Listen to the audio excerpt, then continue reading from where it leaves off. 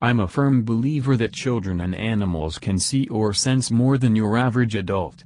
Dogs growling at nothing, cats staring at something in empty space, etc. One of my memorable creepy moments was with a child. My sister's house had something in it, there was no doubt about that.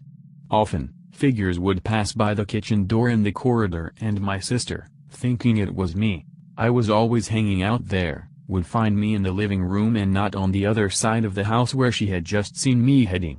This happened so often that we didn't pay much attention to it anymore.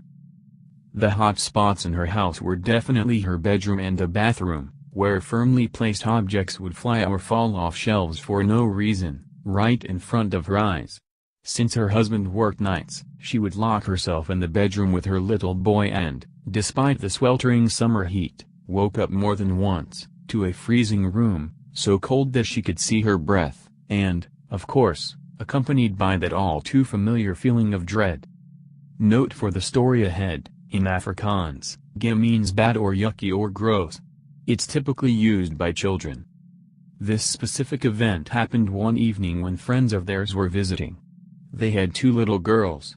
I was spending some time with the children, sitting by the kitchen door, the back door, looking out onto the backyard, from where we could see the bathroom window on the right. There was a small tree beside it, maybe 3 or 4 meters away from where we sat. It was full moon that evening. I remember, because that's why we were sitting there on the doorstep, we were looking at the moon. Then, out of nowhere, the youngest little girl points to the tree outside the bathroom and says, "Who's that witch standing there?" Of course, I am immediately creeped out, but I remain calm. I ask her, "What witch?" She's still pointing and looking. Then she makes a crooked thumb. The one standing there by the tree with her finger like this. As if in slow motion, I look towards the tree, hoping that I wouldn't see anything. I don't. However, with my hairs standing on end now, but not wanting to make a scene, I quickly usher the children back into the house and lock the door, joining the others in the living room, happy for the distraction of music and conversation. My sister and her family later moved out of that house and I don't think anything followed her, because the next house was fine.